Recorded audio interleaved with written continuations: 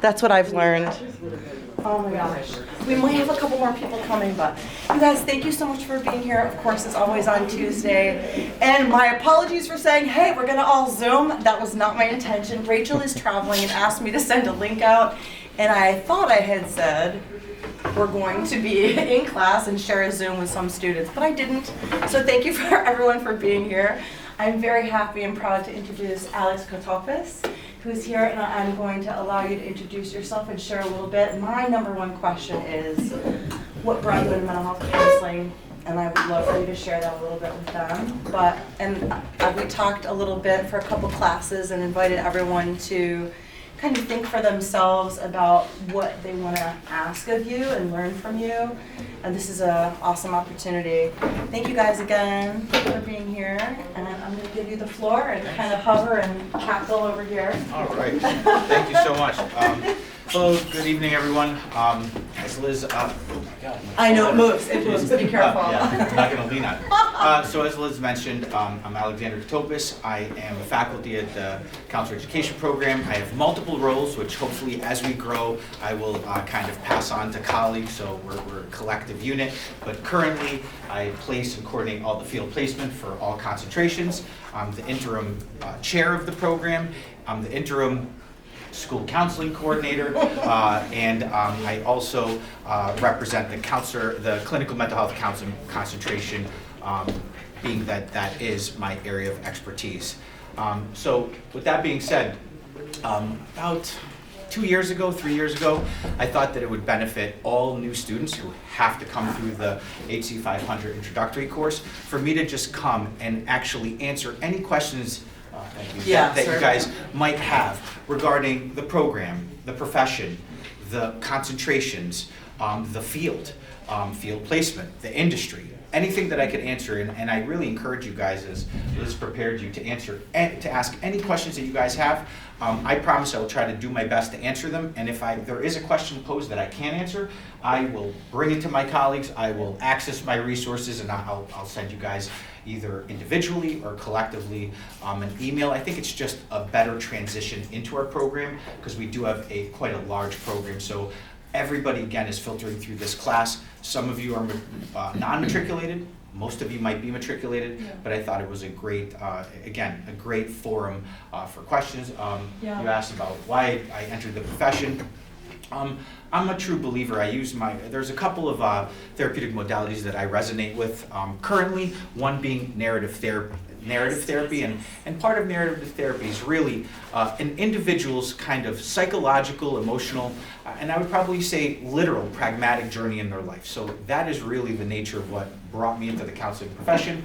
My experiences as a youth, and all the way into my early 20s, I was really oppositional. I was challenging authority. I was a problem. I was a big problem for my parents. And I met some... He's great, by the way. I still have some tendencies, but nonetheless, I had really some exceptional counselors that helped not really influence or tell me what to do. But what they did help is they helped me change the paradigm in which I view life, which actually altered my own journey and the way that I view life, the way that I view society. And I actually, after that, I entered the business arena and I became a stockbroker. I went to business school, all this good stuff, and I felt I was ripping people off, and I was really like conniving and deceptive, which came surprisingly and eerily easy for me. But after a couple of incidents that I had with a couple clients, long story short, I just wanted to give back to people. I really had like a calling. I wanted to help out as best I can others, to not only as from a counseling standpoint, but then eventually from a counselor education standpoint, like how do I impart my experiences, information, expertise onto others. So I somehow managed to make my way here. So I currently am in my doctoral studies at Capella. I'm going to finish eventually. If you guys are interested in research, I'm more than happy to talk about that as well. I love it. I already have a question. Sure. We talk about theories and approaches and where in our career and when in our career we learn these things. So I'm like, you'll figure it out, right?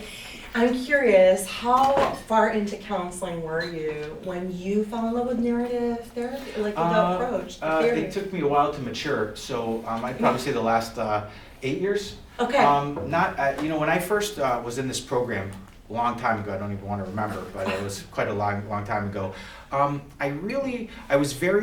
still was very structurally oriented. I didn't want to think outside of the box, and I felt safe with evidence-based practices.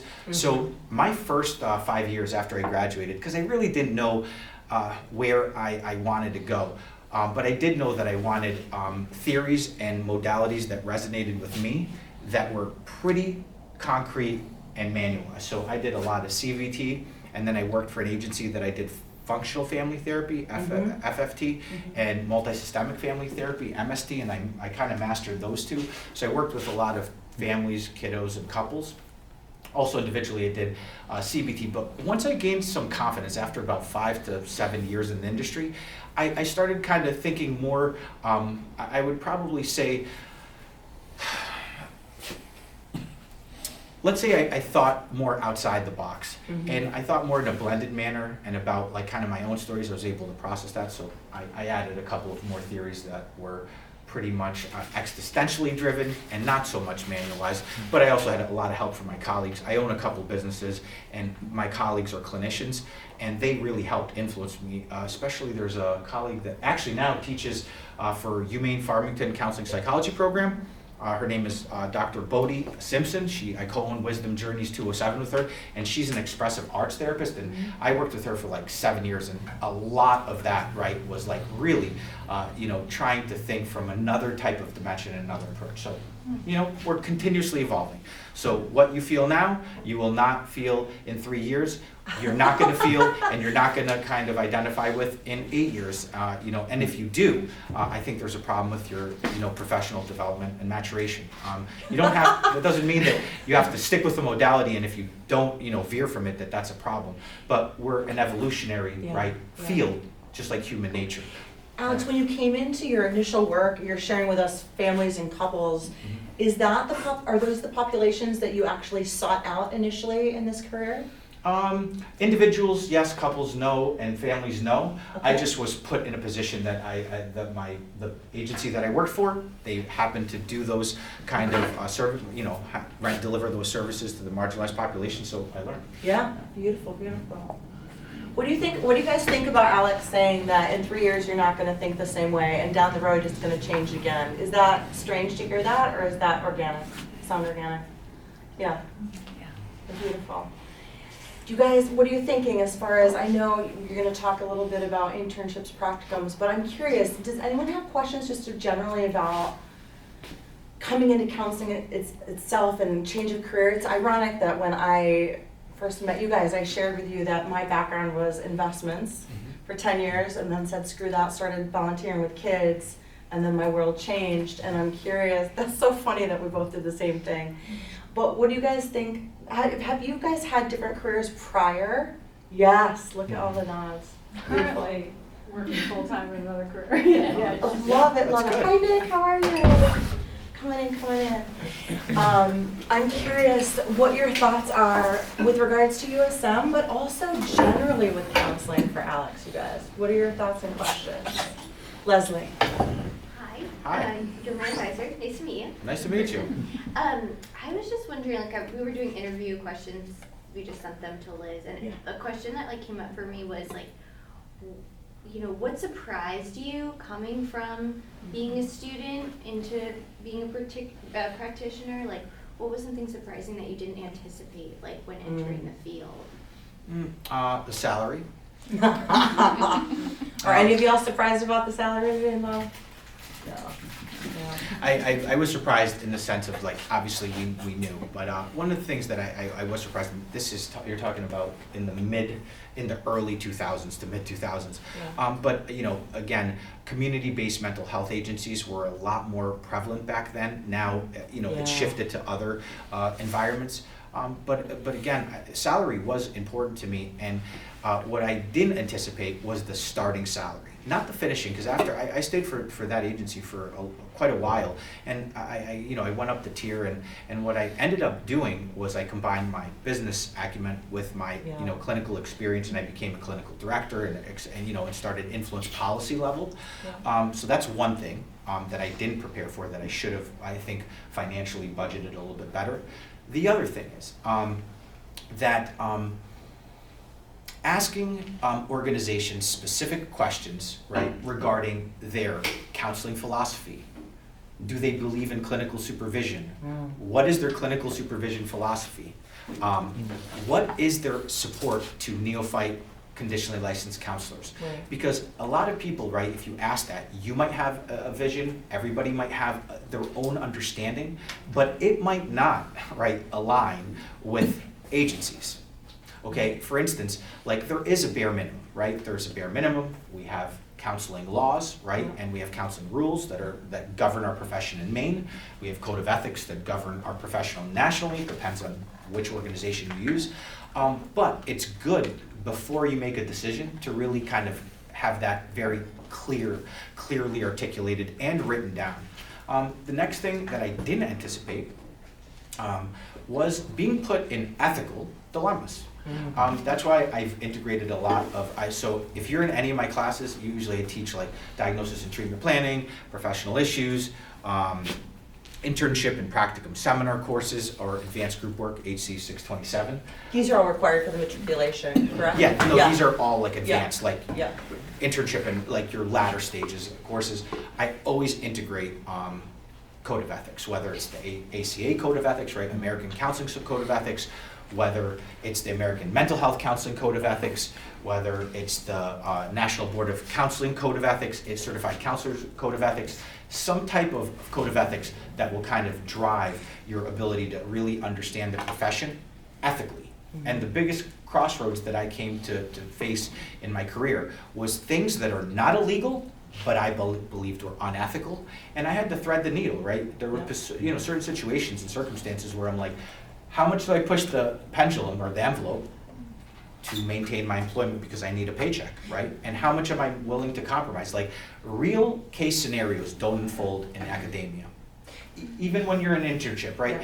I mean, they might, and that's why you have internship seminars. But there's a lot of times where you disagree, vehemently with your agencies or organization's way that they conduct an intake, for instance, or they're neglecting to add certain significant components, right, of a client's, let's say, suicidal ideation. I'm just giving you an example that you have a problem with, and you bring it up to your supervisor, and they're like, they're not really taking you seriously. They have a lot to do. So there is a good give and take, and in counseling, you as a professional, you have to really be prepared to seek a lot of supervision and consultation, especially outside your organizational environment. Yeah. So what I did, it took me a while, but probably 5 years into my career, I also paid to have external supervision from an unbiased individual. So I got clinical supervision from the agency I worked at, but I also had outside supervision so that I could, right, disclose some of the situations that I didn't really feel confident to disclose with my higher ups or clinical supervisors. The other thing is, and the last thing, I mean, there's a list, trust me, I don't want to really knock it, but therapeutic modalities, how are they trained, right? Because if you go into an organization, I'm just saying, you want to really practice internal family systems, well, good luck to try to bill Medicare with that one. And your supervisor might not know anything. That's fine, but do they support you in paying for your CEUs, integrating certain techniques, right? Because if they're like, no, we're really just, here's our 6 approaches that we want you to learn, and you're like, yeah, that doesn't really align with me. Again, you might make the decision to enter that organization's orbit, but you know what you're getting, right? You know that those are the manualized approaches or whatever approaches that they choose to use. Is it okay? Go, Steve. I'm wondering, I feel like I identify with you a little bit because in a lot of ways I have no issues with authority, but I feel like I kind of do in a weird way, sort of.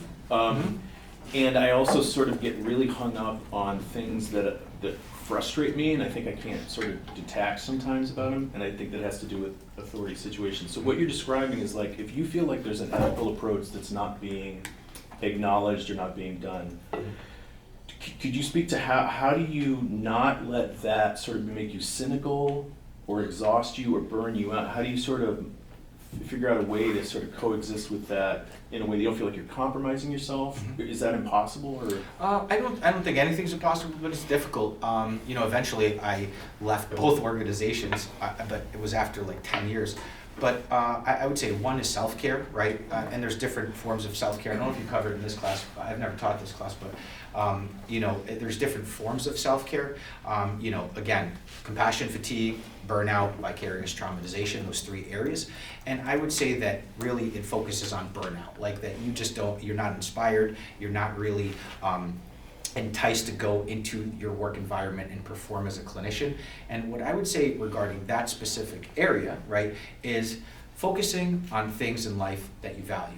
Family, I would say, right, and that's just one of many, right, but you might have hobbies, you might have friends, you might have, so, right, that you're really trying to say that I'm gonna do everything in my power to affect the environment that I'm in a positive way, but understand that you don't have control over everything. I mean, it's a hard concept to try to integrate and let go of, and, you know, if you, again, have a situation where you really feel that you're trying to navigate a pretty tumultuous situation and you perseverated all weekend, you just, right, you know, pretty much, right, I think, developed, right, a very toxic psychological environment for yourself in the weekend, Yeah, right? And yeah. you just, but clinical supervision is one, to just talk through, sometimes even others, you know, it's called, you know, consensual validation and universality. But if you talk to others and they hear you and they can at least say, hey, I've been there, I feel you, I empathize, that in itself, right, can sometimes at least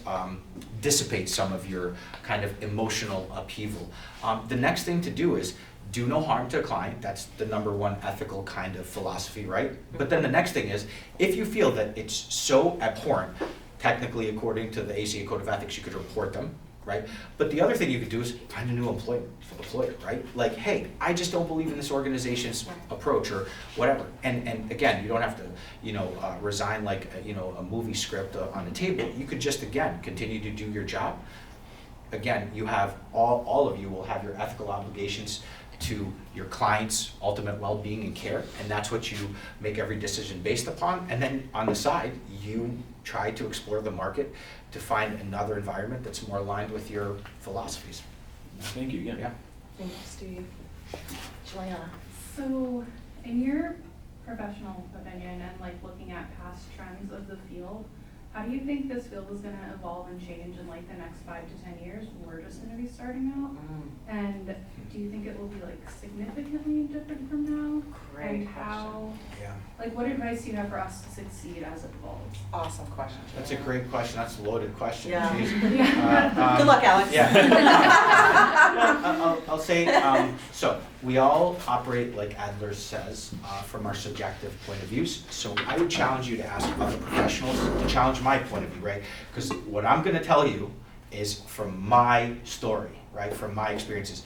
But I don't want to I want to make sure that we're including and inclusive of others, right? So the way that I view this profession might not be the same as Liz and might not be the same as Annie, right, my colleague, right? So as far as I'm concerned, I'll start by saying this administration currently that's in office will have a drastic impact.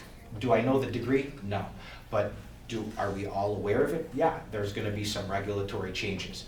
I'm hoping that all the effort that we put and I'm talking about clinical mental health counseling, not school counseling, so I'm referring to anybody. School counseling, you're a little bit safer, but not with the DOE. But clinical mental health counseling, like we advocated to the point, right, that we can now bill private insurance, Right. we can bill Medicaid, and we can bill Medicare. And I hope that the administration doesn't revoke our privileges to bill Medicare. Because that all just happened in the last It few did. years. So I think that's one of the major components. The other thing that I'm looking at is tele-mental health, right? That, you know, the pandemic has really changed the paradigm in which we deliver services. So before the pandemic, I don't know, you know, I can probably look up some peer-reviewed journal articles for you, but you know, the percentage of practices in social service industry, I'm pulling this out of my butt, right? Yeah. It doesn't, but I'm saying 20% probably, 2 out of every 10 clients were telehealth. Yeah. We didn't even have like FERPA encrypted platforms. HIPAA, we knew it, but it was right now, during the pandemic, right? That like really put the profession in hyperspeed and probably in a 2-year period, I'm just extrapolating, might have advanced that specific arena 10 years. Yeah. So the more and more, right, clients, right, are going to be able to access, and I think more amenable, more customary, more used to telemental health. Not to say that in-person is, in my opinion, better and more powerful. There's nothing that can take the place of in-person counseling, as far as I'm concerned. And imagine, I'm the one who teaches telemental health, and you all are required to attend our training. So it's myself and Annie who train you guys, right, before your practicum experience. So the technology will impact our industry. In addition to technology, AI, huge, and that's beyond my area of expertise. So I have another colleague who used to be an adjunct here. Some of you might have met him, Jordan Shaw. So Jordan is getting his doctorate, hopefully finishing this summer, but he teaches now, he's in this assistant professor at Husson at the Counselor Ed program, okay?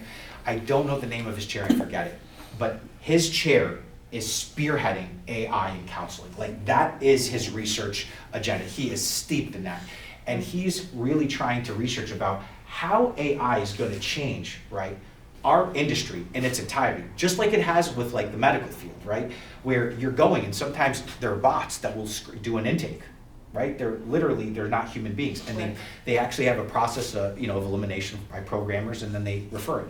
Our industry, I don't know, 5 years, but in 10, 20 years, you can see that. So how are you going to adapt to that environment? How are you going to use AI into your advantage? Because if people think you're just going to block out technology or AI or it's not. You are really naive, and you're going to stumble. And then I think your last one, how to prepare. Well, I would say take this program at a pace that you could metabolize the information. I'm not saying take 10 years. First of all, you can't. But the second of all, I mean, again, if you're trying to complete this program in 7 semesters, you're not going to retain a lot of information. It's not designed for that. The curriculum is not built in that manner.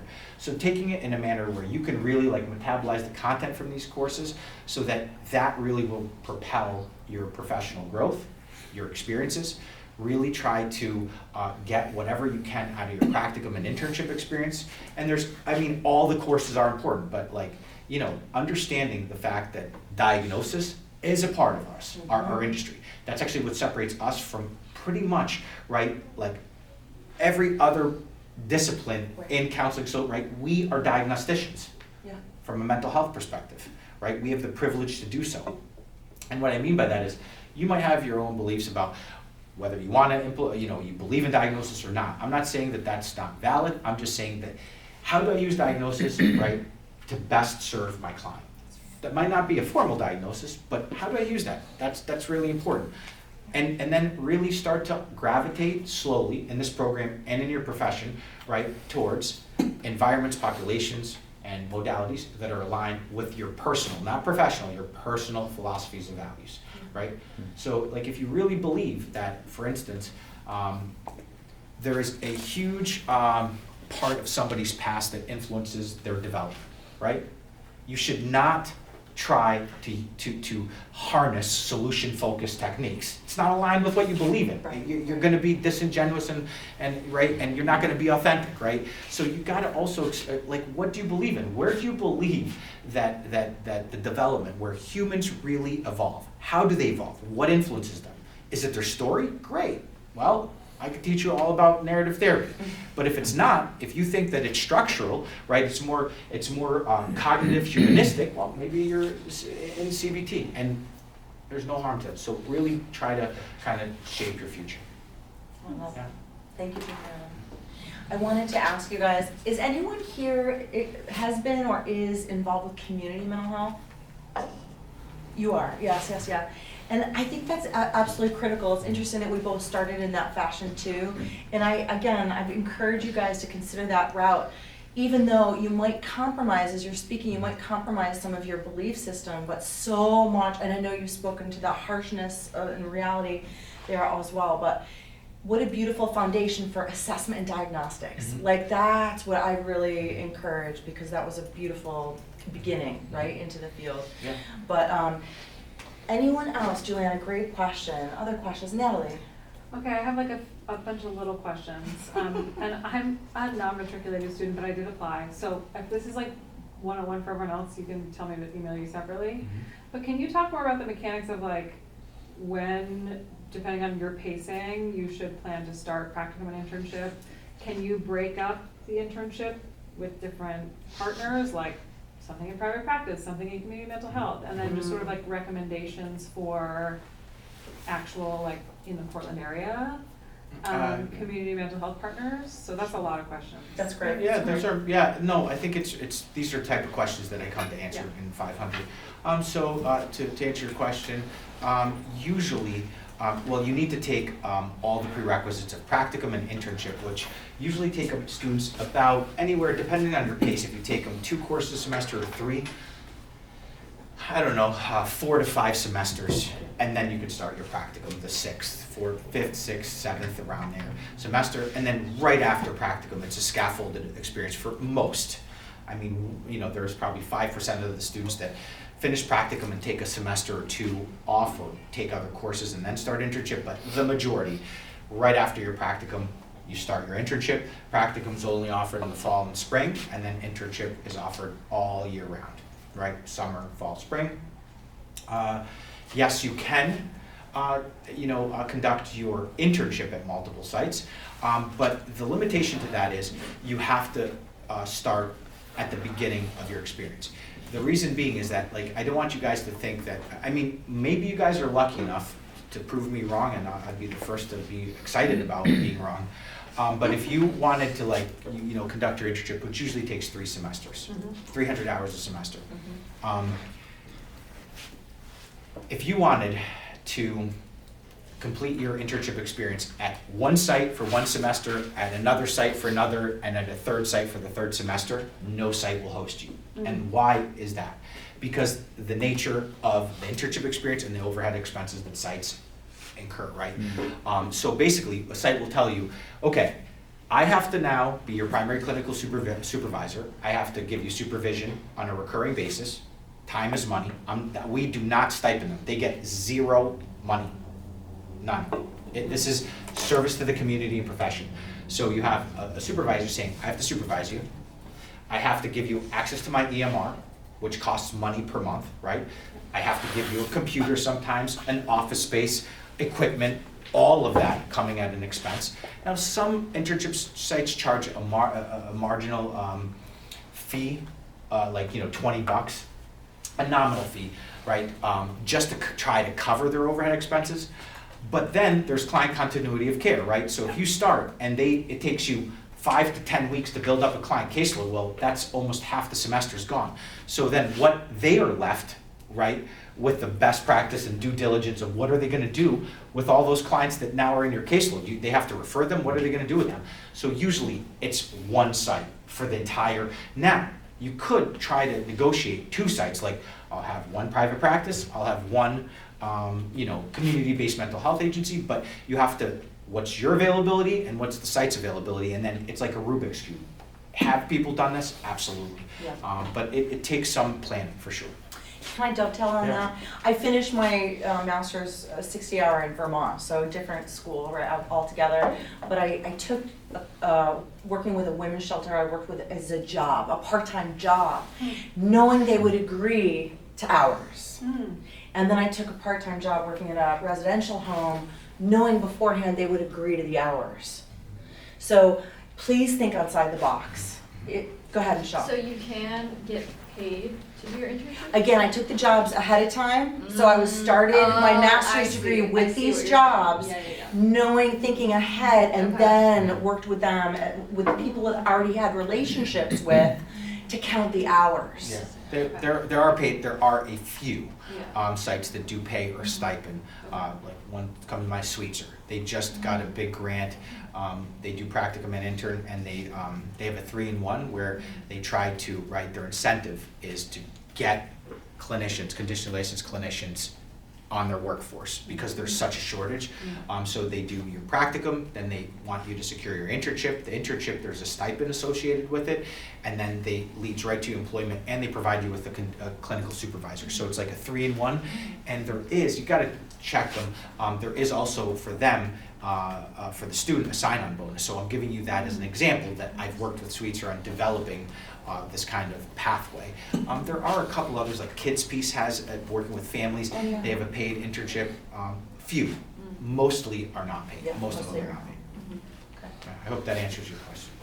Do you mind if we go to Libby in the Yeah. back? Mhm. Sorry. I have kind of a broad question. Do you have any advice for people who may be younger and have no experience except for their retail job since they were 16? Like, I feel like everyone else has like experience beforehand, like they already have their careers. I just got my bachelor's. Great question, Libby. That's a great question. So I'm going to kind of answer your question with this statement, that I sometimes feel that somebody coming in with a clean slate, untainted, is better than somebody who has these fixed views that are very hard. The most challenging students that I've had, and not in a bad way, in a sense of trying to change their professional disposition, is case managers. In community-based mental health, because they have, their role overlaps with clinicians quite a bit, and it's such a hard time unblending. So for me, I would, if I were you, I would be a sponge. I don't believe that really, is any indicator or should be any type of crutch that you'll need to succeed in the program. As long as you're open, there's a certain sense of, personal maturity, you should be fine. And open to actually providing input and insight, right, from somebody who doesn't have any type of clinical or experience within the periphery of our profession. I hope that inspires you, Libby. Yeah. Savannah, and then back to Leslie. Oh, I have a pretty specific question. I would like to know the difference between the 627 group practicum and then the 690 practicum, and then how often do people do like the 627 at the same time that they do internship, if ever?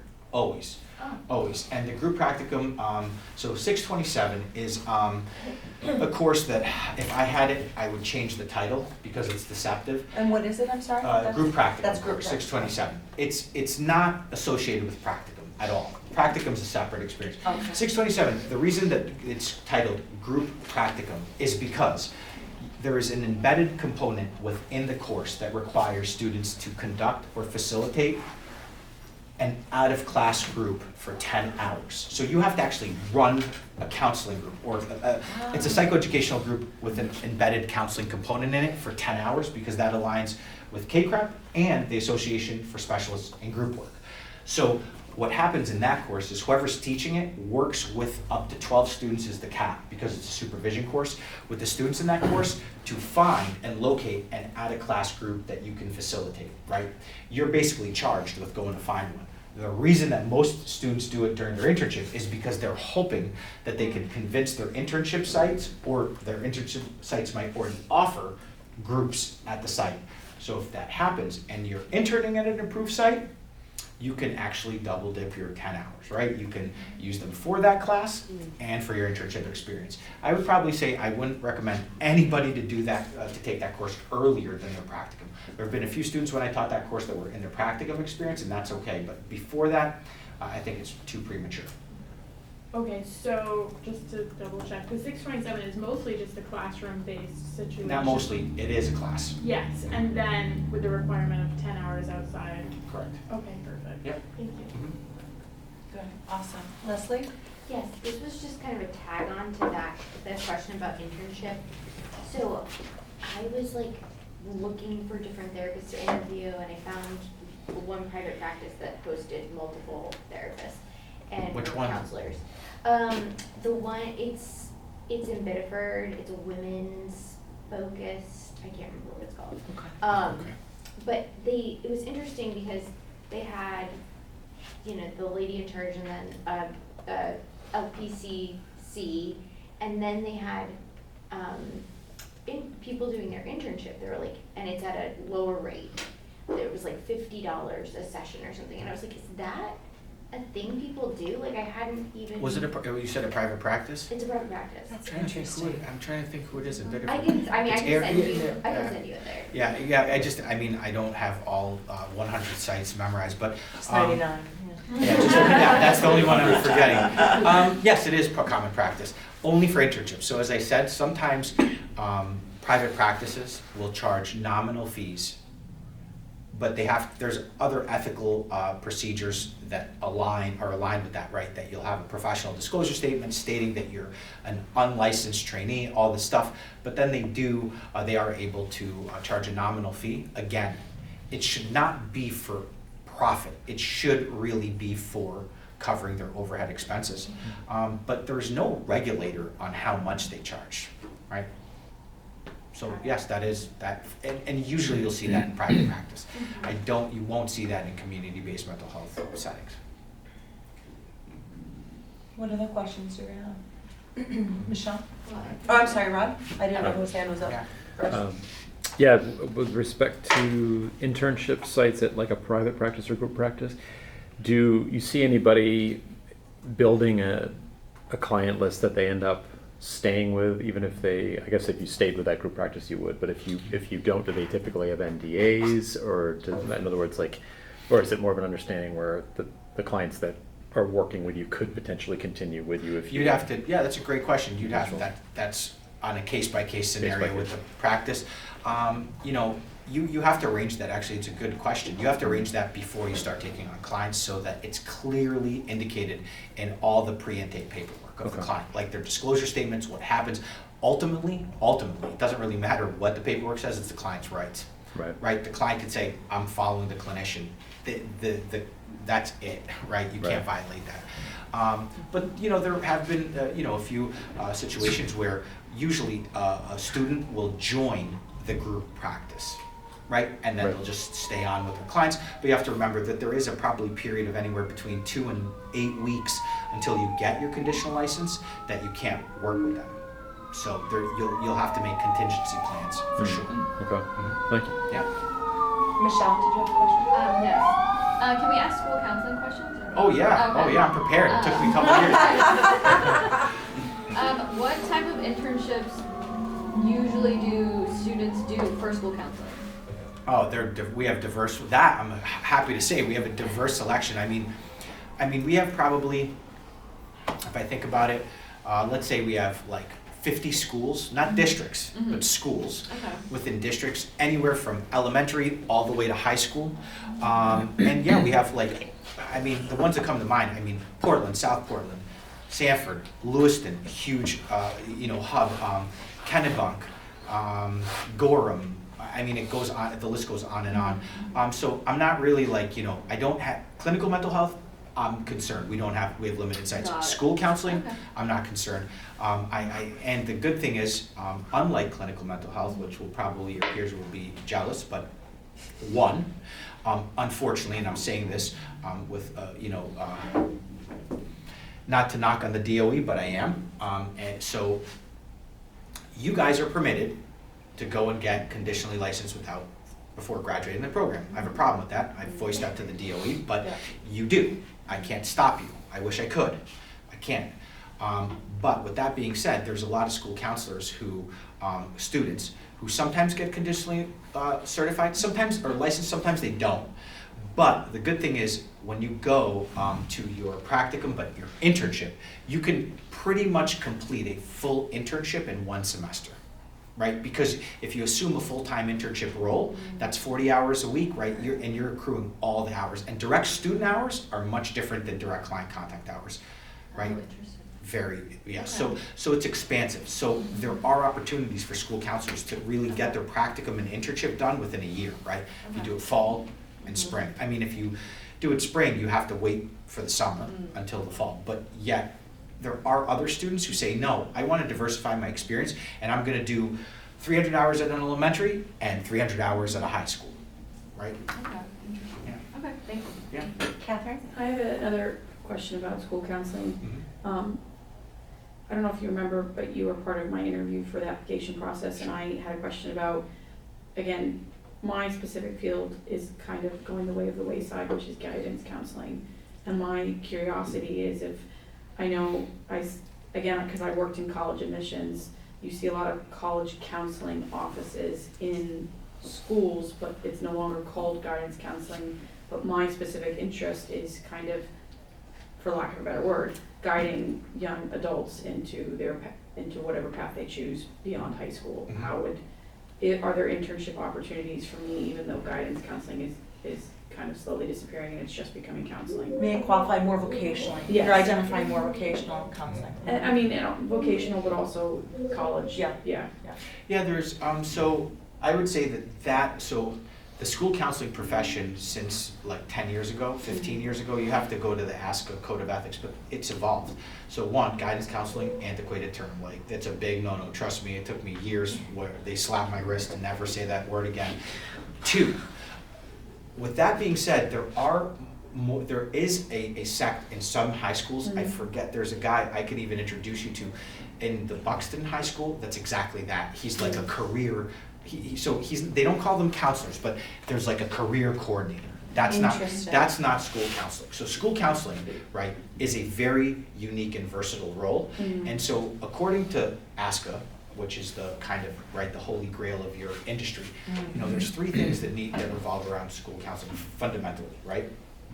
Students' growth and learning, IEP meetings, 504 meetings, right? Like, I'm gonna be really involved in the student's social and emotional development. Yep. Two, educating everybody. I mean, stakeholders, teachers, administrators, right? About making sure that your policies are DEIA inclusive and aligned with ASCA Code of Ethics, right? And then the third is actually counseling. Like, I'm gonna run individual meetings with students on a short-term period and refer them to mental health agencies. I'm gonna run groups depending on the need of my district, right? Or, right, I'm gonna run actually social emotional teaching plans with teachers in classrooms, right, to mitigate different situations. Those are three functions of a school counselor. So if you don't do those functions in your internship experience, you can't count those hours towards school counseling. There are other programs, and I'm not familiar with them, that specifically are vocational and career oriented, but they're not under now anymore the counseling umbrella. I guess my also question is that, again, you're saying that it's antiquated and that it's a big no-no, the word guidance and guidance counseling. Sure. And I brought this up a couple weeks ago, is that when I was doing college admissions, the reality is most of the offices in high schools are still called guidance counseling offices. Slow to grow, right? And so, and if you look for jobs in a guidance office, the requirement is a master's in school counseling. So what you're saying is that it's an entirely different thing, but if I wanted to work in guidance counseling, I would need that entirely different thing. So I'm just... Yeah, we'd find you an internship possibly, right? That you'd work as a school counselor or your experience. Yes. And they would add or integrate that component, but we can't neglect the other four parts. And I understand that, it's just, to me, I find it a bit confusing and kind of, there's a lot to wade And the antiquated through. term for guidance counselors is not, there might be a guidance counselor, I'm not aware of. I'm saying to define a school counselor. Like, so if you're a professional school counselor, that's what your title is. There, you no longer refer to school counselor, not a guidance meaning vocational as that. Okay. Yeah. I'm curious to speak to that if someone like such as Catherine wishes to pursue guidance counseling / career counseling / school counseling, we would advocate for her to pursue school counseling degree, but then seek out potentially career coordination positions, right, in schools. I guess it depends on the school. I'd be curious to talk with Buxton. Potentially that could be a conversation that you could have with the Buxton school. Sure. Just to inquire, what is your culture, how does your culture see this role? Why do they want to pursue it, maintain it? And do you see this as long-term position that they want to maintain? Is it possible we could arrange that? Yeah, we communication? definitely can. I would be more than happy to. And like, there's like what I'm seeing you is like USM, or every university, right, has like they're called like college advisors, counseling advisors. I don't know, but right, that they go to schools from the representing universities and work with students on applying to various programs. I mean, Those advisors, though, the ones that I know from USM don't have counseling degrees. I didn't when I did college admissions work, which was the same thing. I traveled to schools and helped students apply to programs from the school that I was advertising, which was Husson. Yeah, there you go. Okay, that's helpful. Taylor? Do people ever not get placed in an internship? Like, I hear you saying that there's like a limited amount of sites and like, I don't know. Great question. Yeah. My track record for the last 10 years has been perfect, but I mean, I can't keep Well, up perfection forever. You know, I can't like, no, in Those my are good experience, odds, Taylor. no. But you know, we start early. I'm sure everybody got the Brightspace email, right? Your email on Brightspace, if you guys have checked today, that I'm piloting, trying to start even earlier placing students so that I'm giving them an opportunity to secure a site. Usually what my goal is now is to give students 7 months to secure a site. But whether you apply in the spring or fall, to give you about 7 months. I mean, there's, you know, I don't want to tell you that there's 10 sites, but, you know, some students, and as I read my email from this morning, but some students are charged to go find sites in their catchment area, some, right?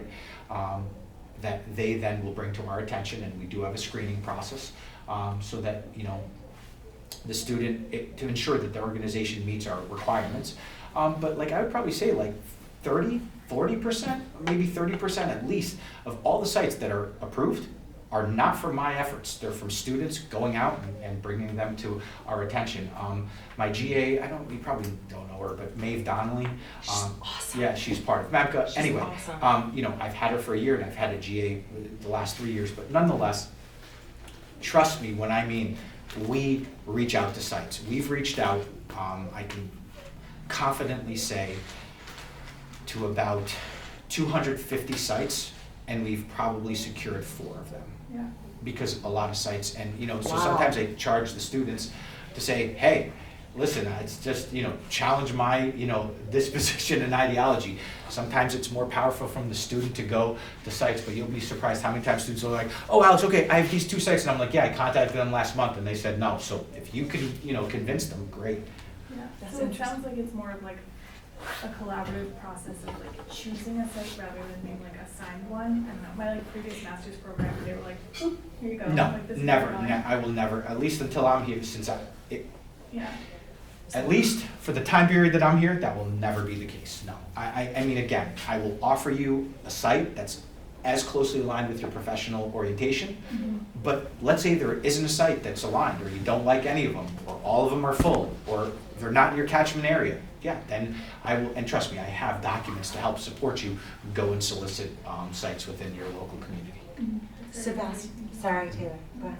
Sebastian? Are there any opportunities for places that are looking for people that can speak different languages other than English? It's a great question. 2 that come to site, not a lot, are Catholic Charities, and then the Maine Immigrant and Refugee Services Program, and they host, both of them host internship. Perfect. Yeah. Excellent. Yeah. Glad you asked. Yeah. One's in Lewiston, one's in Portland. Awesome. Awesome. And then, Oh, sorry, Lewiston School District, big first generation Maine community, so they have a Are whole there department. prerequisites to like, I know for if you are teaching English or doing English, you have to be like TEFL certified, like are No, there? you don't have to be, no, not at all, because you're coming from a counseling perspective. Okay. Yep. If you want to work with minors, or I don't. Okay. But whoever does, you have to take 622. You cannot work with them without taking HC 622. If you're that adamant, don't. Yeah. I appreciate it. Emily? So I have 2 questions. The first one, I'm coming off my bachelor's, so it's kind of burned into my brain, take 12 to 15 hours a semester, 2 courses in the summer, like stay booked and busy, and my parents are obviously like, get it done. So how would you recommend like setting up this process of getting your degree? I recommend all my advisees 3 courses a semester and 2 in the summer. You're taking 3, 6, 8 courses a year. So you can absorb it well. Yeah, I'd say that would be the max. You are allowed to take how many ever you want, but again, I also, like, you try to take 5, I don't even, well, we offer more online than I'd like, but again, you might not even be able to create a schedule, an academic schedule, because you're gonna have so much overlap, right? Okay. Because some courses might be offered on the same day and time, Right. and that would eliminate that. I know you have to go to Gorham, I just want to be have, thoughtful. yeah, I have another, like, let's say 7 minutes Okay. for questions. All right, additional questions, you guys? Emily, that was great, thank you. I just a quick one. Do we have a partnership with Oxford Hills Comprehensive High School? I have to look at that, I can't tell you off the top of my head. Are they local here? We I might- live in Bridgeton, which is about an hour from Yes, here, yes. so they're closer to me. I see. We might. And they're kind of a community, a population that I have an interest in working in. Can she email you? We can find that out. And could she network and warm that up? You don't, it's even easier. If you guys go on the Brightspace, I uploaded all the approved, I do it twice a year. It's called the CE, or Counselor Ed Wright, approved site list. Okay. You can go right there and you'll see if Oxford Hill's on there. All right, thank you so much. For some reason, I don't get any emails from you and I can't see the Brightspace. What? Should I email you about that? Like No, the that's counseling? That's IT. That's IT. Okay.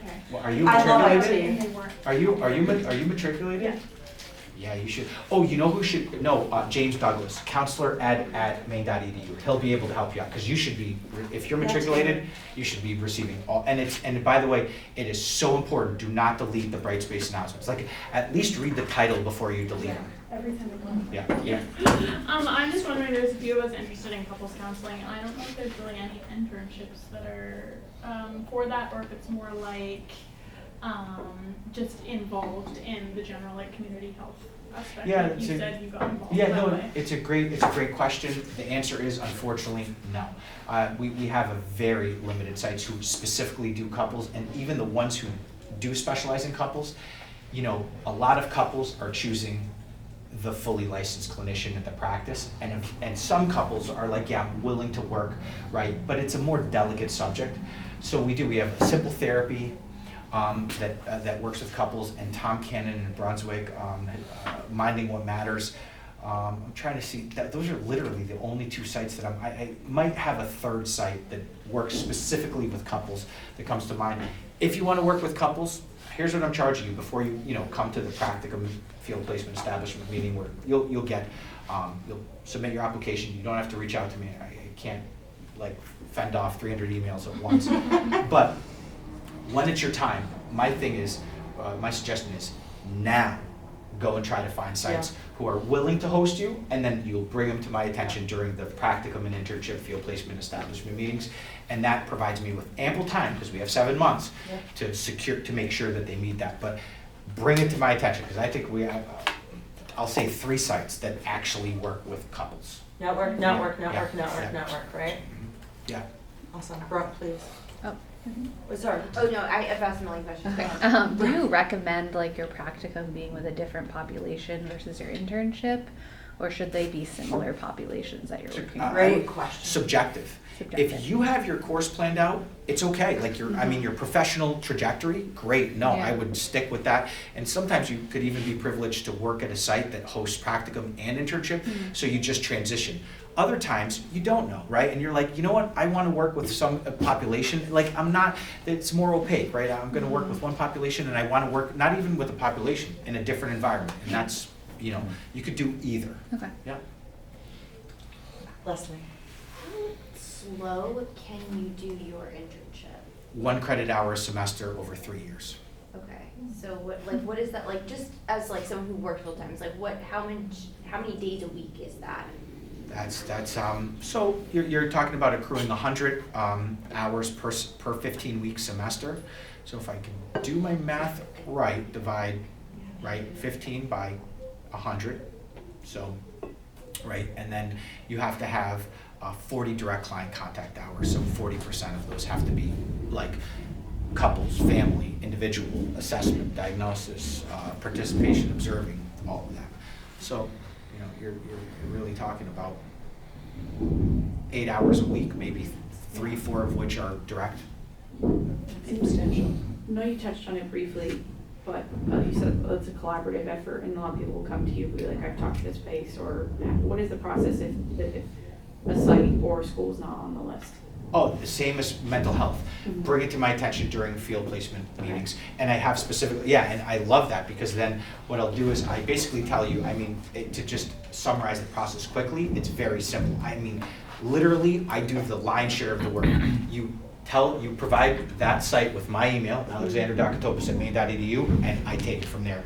They email me, I set up a field placement approval meeting, we meet, we make sure that they sign the appropriate documentation, I provide them with a comprehensive overview. Once they're approved, they reach out to you and say, hey, we're ready to host you. signing the affiliation agreement, depending on the organization, might take a little bit because it has to go through the hierarchy and dichotomy of the organization. But for the most part, we have time to do that. Yep. All right, I can take one more question if people have them. I know, great, awesome. All right, I hammered through all of them. Yeah, great, awesome. All right, Alex, thank you for your time, guys. so much. Thank you. So much, Alex. Thank you. You guys want to take 5 minutes and then we'll come back? Yep. Is it okay?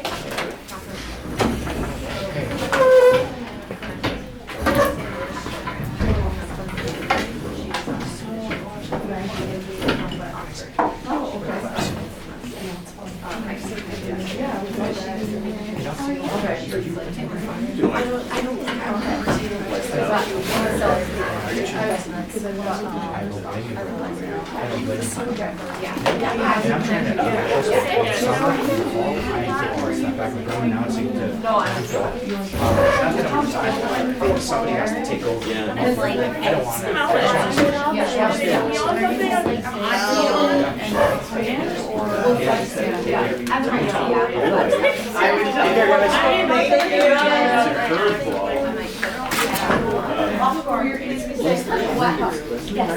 Snow out there.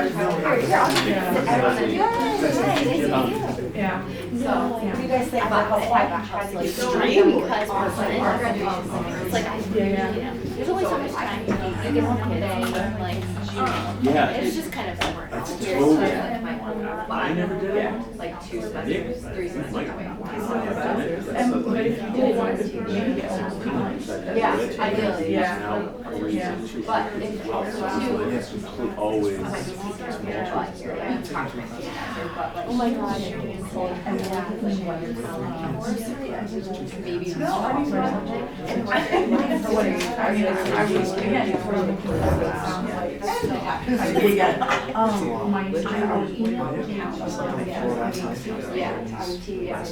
which is interesting, I learned that too. That's good to know. and that is what you're. Yeah, I think it's better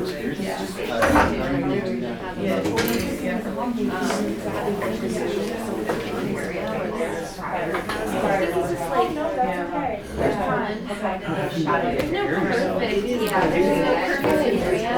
And you know, there's always good guards. I was like, am I moving? I don't know. But I'll The other day. Yeah. It's taking me forever to read those things. Some of them are reading too. I got like a page or two, and I'm like, all right, I should probably go over to school stuff now. Yeah. Yes. Same. Like, I usually will do like a fiction book that I have on my phone or Kindle app as I'm falling asleep. But even that's hilarious because I typically get 2 pages. And then I wake up later and go, oh, I should put my phone in there.